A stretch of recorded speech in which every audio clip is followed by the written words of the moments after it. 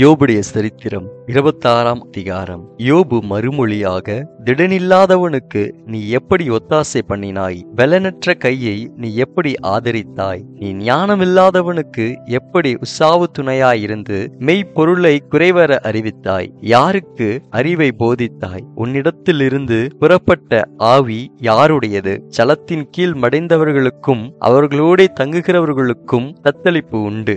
அவருக்கு முன்பாக பாதாளம் வெளியாய் திறந்திருக்கிறது, நரகம் மூடப்படாதிருக்கிறது.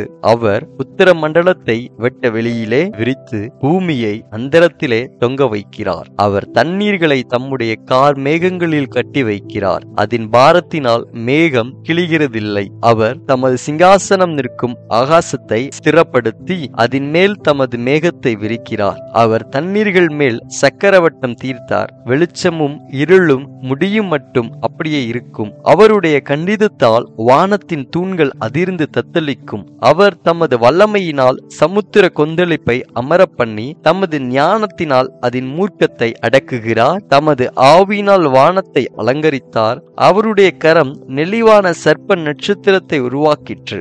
இதோ இவைகள் அவருடைய கிரியையில் கடைக்கோடியானவைகள்.